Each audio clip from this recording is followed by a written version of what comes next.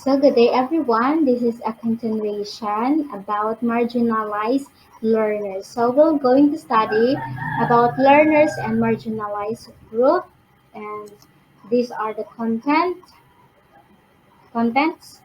child laborers or domestic workers, and indigenous people, abused children, refugees or displaced, and children in conflict zone. So we'll be going to study about child laborers first. So the term child labor is often defined as work that deprives children of their dignity, their potential, and their dignity that is harmful to physical and mental development. That is according to ILO or International Labor Organization. So it refers to work that is mental, physically, socially, and morally dangerous and harmful to children, or by depriving them of the opportunity to attend school, obligating them to leave school prematurely, or requiring them to attempt combined school attendance with excessively long and heavy work. So, child laborers or child labor is the practice of having children engage in economic activity on a part of full-time basis in which children are working full-time to survive because of poverty, lack of good school, and as well as an informal economy. So, let us go to the worst forms of child laborers. Are Yes, there are worse forms of child laborers according to ILO Convention, Article 3, number 182. So, first is all forms of slavery. So, all forms of slavery or practices similar to slavery, such as the sale and trafficking of children, debt, bondage, and serfdom, and forced or compulsory labor, including forced or compulsory recruitment of children for use in armed conflict. Next is prostitution. Prostitution, which is the use of procuring or offering a child for the production of pornography or for pornographic performance. And the third one is illicit activities.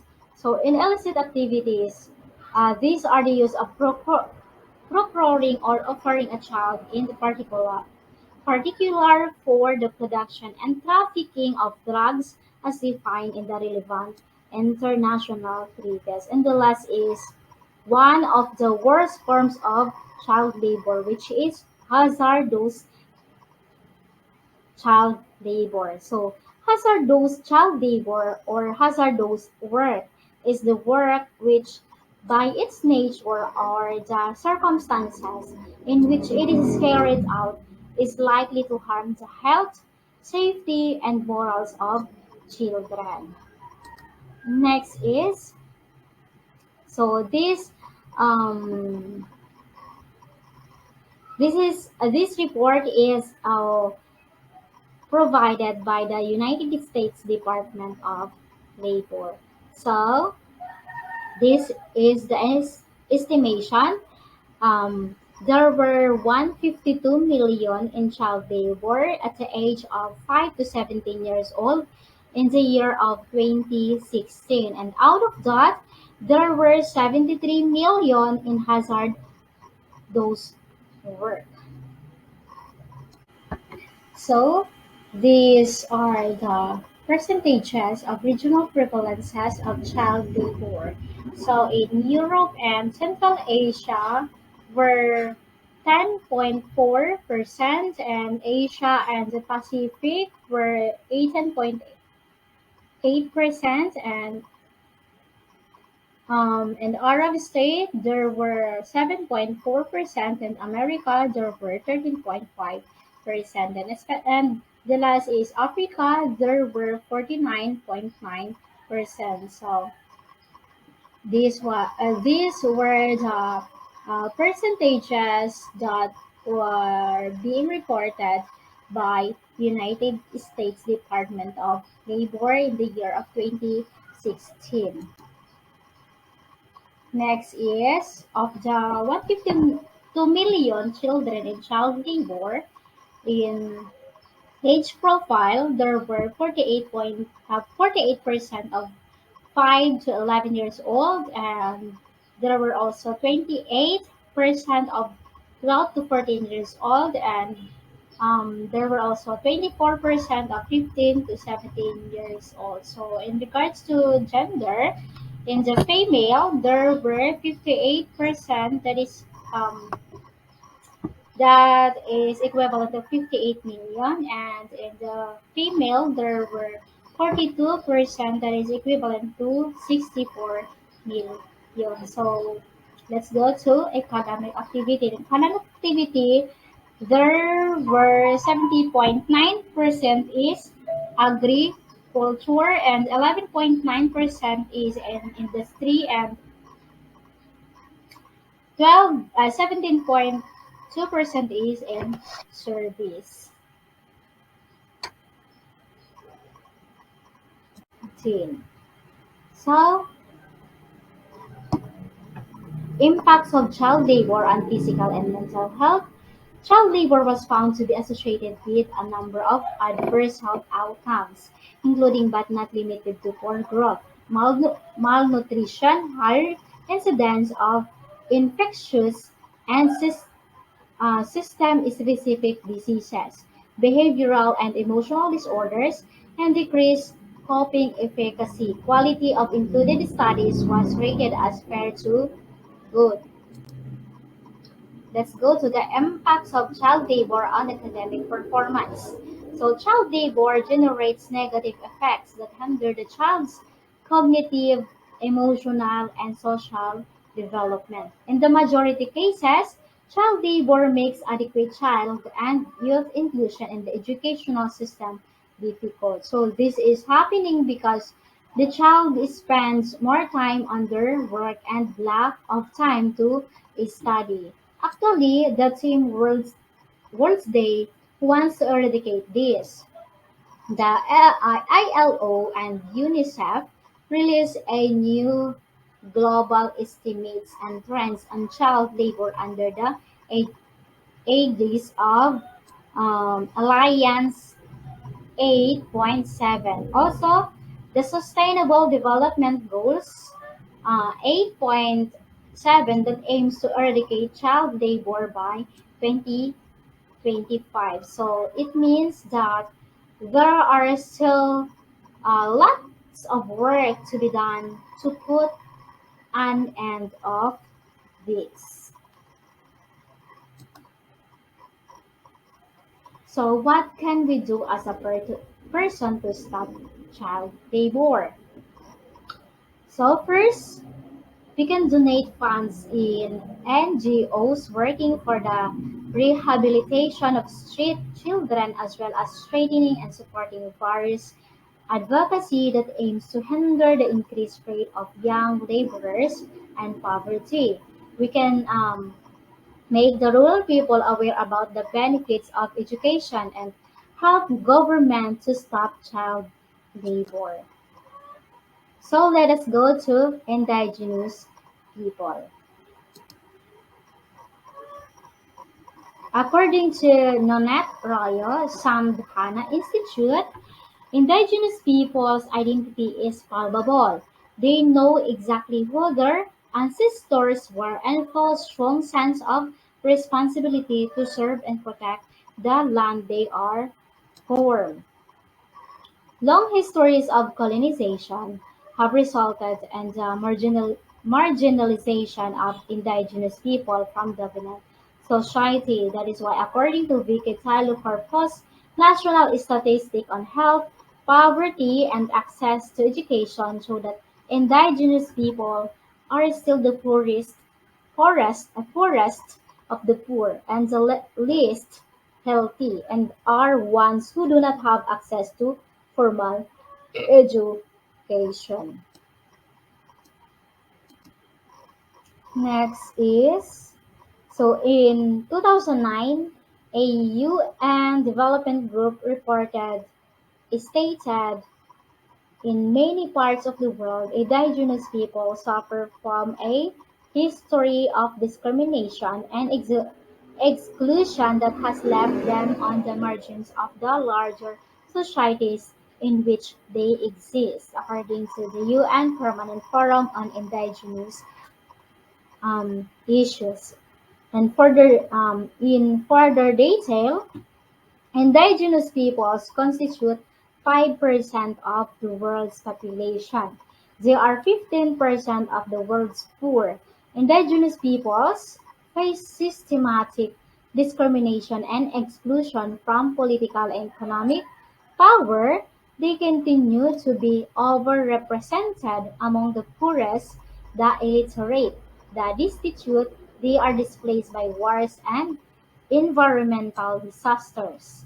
So, and indigenous peoples are dispossessed of their ancestral lands and deprived of their resources for survival, both physical and cultural. They are even robbed of their very right to life. That is according also to the UN Permanent Forum on Indigenous Issues. According to Abnon Nababan, when you look at the natural wealth in indigenous territories, they are wealthy peoples who need to be empowered to manage their wealth. That is according to his survey. And it means that they are wealthy people who need to be empowered to manage their wealth means indigenous people have large of natural resources, however, they don't have knowledge in managing their natural resources. Next is let's go to the core issues in indigenous communities. The first is land rights. So, indigenous has closely identify with the land of their ancestors that it forms the very fabric of their cultures. So also the land is not only the fabric or their economic livelihood, but the thread uniting their spiritual, cultural, and social identity. So indigenous people also wants official recognition of their ancestors is their primary concern about the globe around the globe.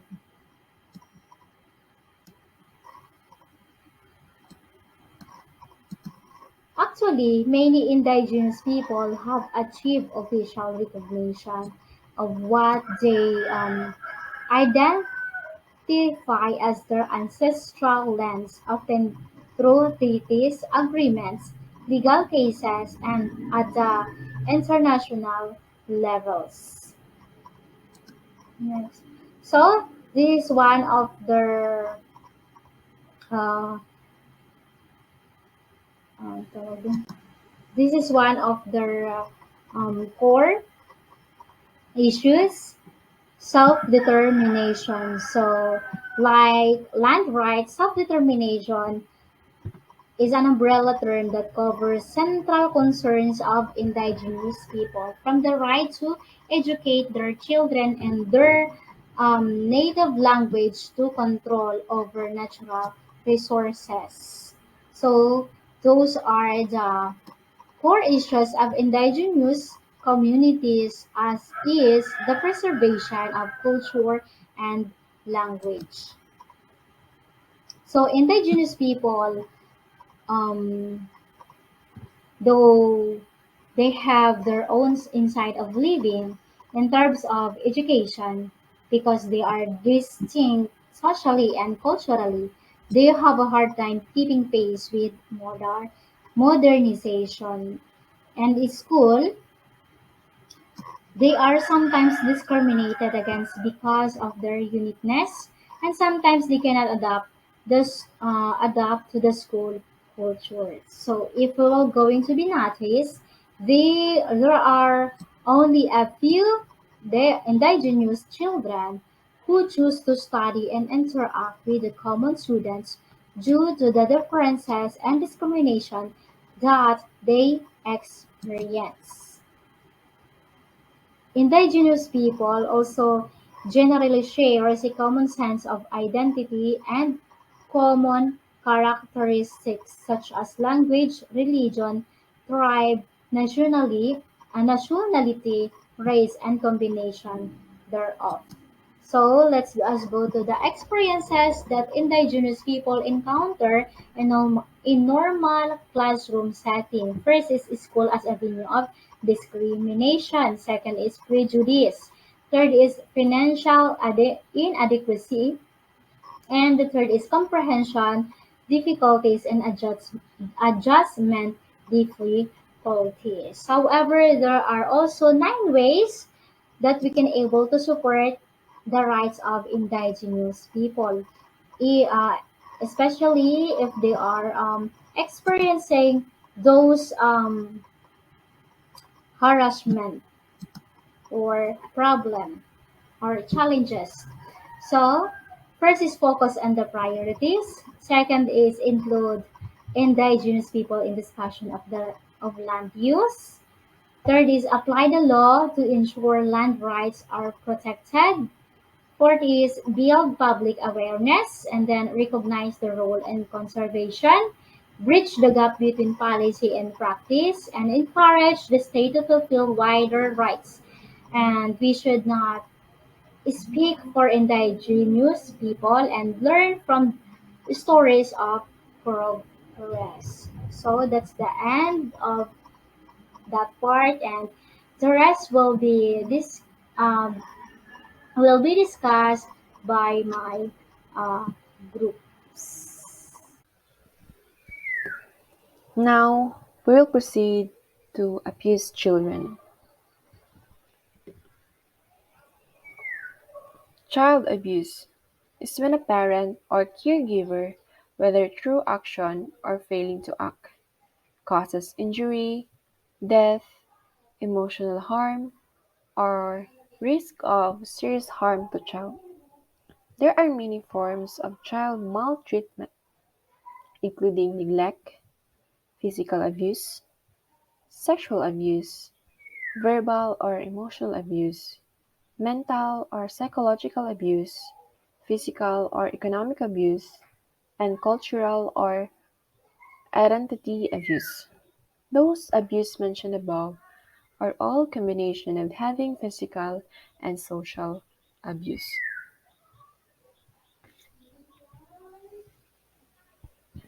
Physical abuse may include beating, shaking, burning, and biting. It is when you physically see that injuries are different parts of the body of the children. Sexual abuse, any sexual activity that a child cannot understand or consent to. It is it includes acts such as funding, oral genital contact, and genital and anal intercourse. It is also includes exhibitionism, voyeurism, and exposure to pornography.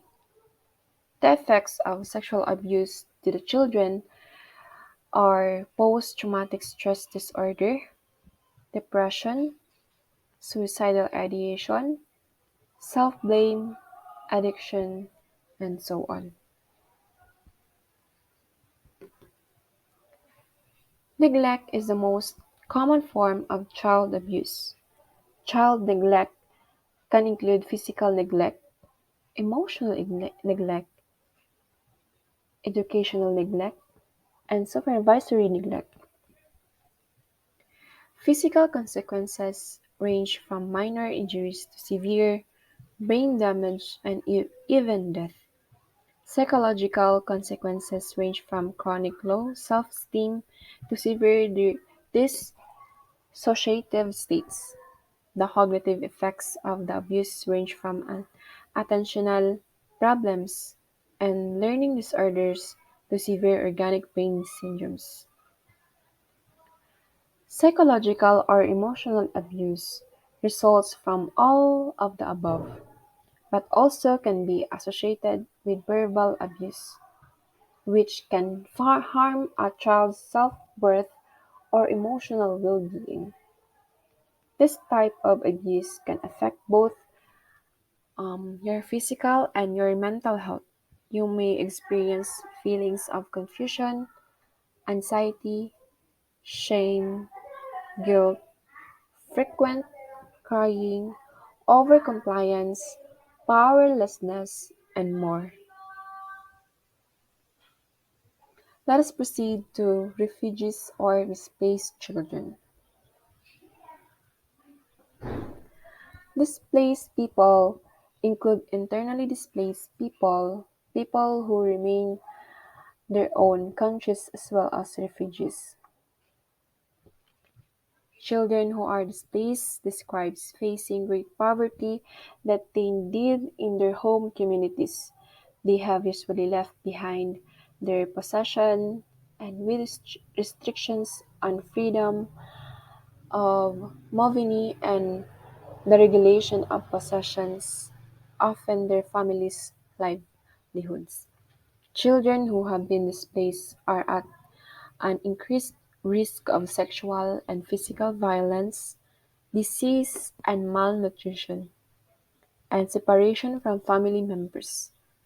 As displaced persons or refugees, they may experience severe poverty, abuse, exploitation, and psychosocial distress.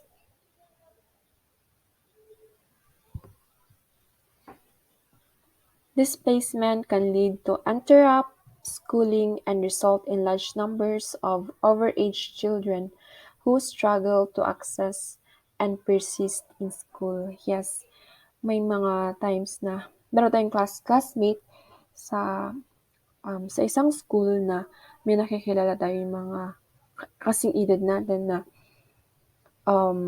they are displaced from their families, they are abandoned because of such reasons behind their back. And refugee and IDP children alike can be marginalized on an individual level, facing discrimination and exclusion in the classroom from members of the host society. Yes, may mga na-encounter tayo dito or sa labas man ng school na meron talagang discrimination sa mga abandoned na mga kabataan. Like, kapag nalaman nila or nalaman ng mga tao or yung mga marites na ganyan yung kalagayan niya, papag-usapan siya, mayroong discrimination, mayroong um, pag, alam mo yung ano, yung feeling na yung bata na yun or yung tao na yun is kawawa, like ganun. So, nakaka-encounter tayo ng ganyan. Ah, tayong mga educated person, educated students, we need to understand them, we need to consider them, we need to accept who they really are because tayo lang po ang makakapag-comfort sa kanila, tayo lang po yung makakapagbigay ng love na hindi nila nararanasan. So, these are the displacement and refugee.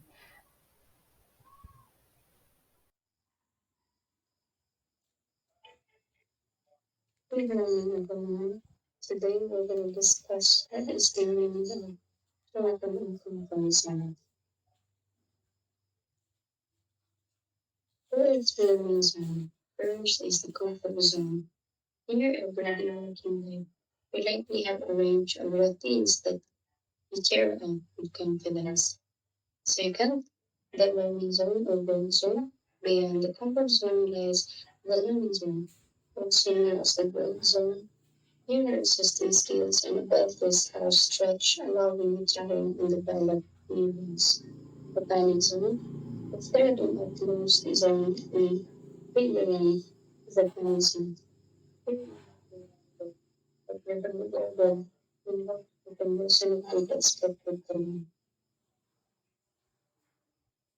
We have tried three strategies, and first is developing trust and relations.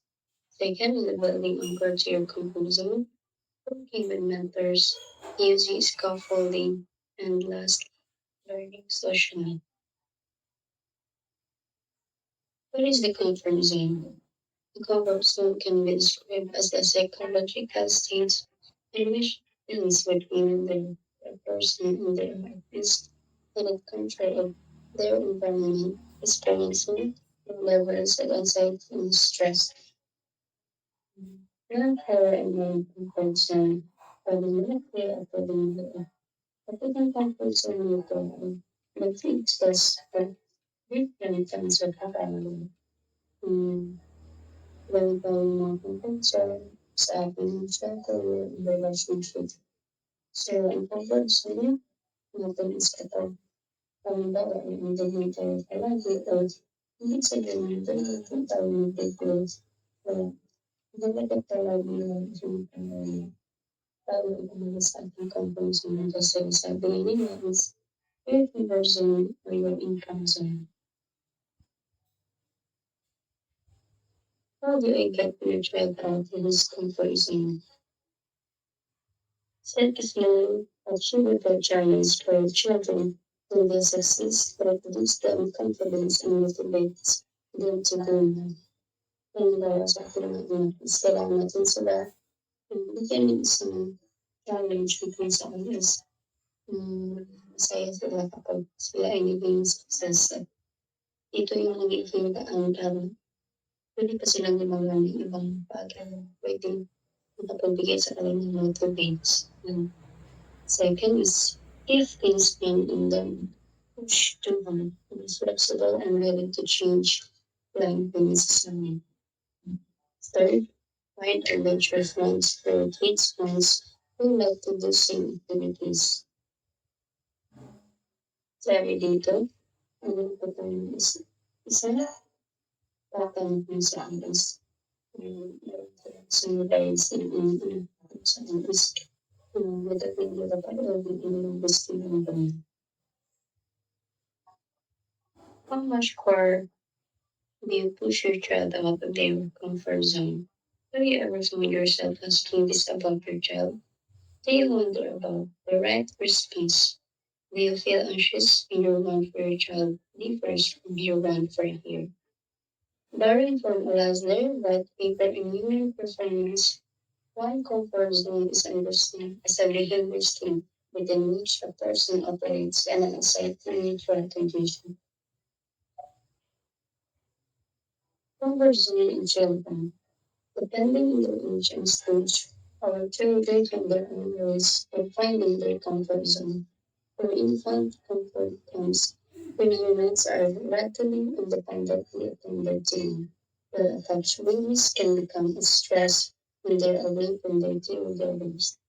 When parents are inside for a 3-month-old, the parent has effectively disciplined because what the baby needs hasn't yet developed the understanding to know that invisibility doesn't mean non-existence.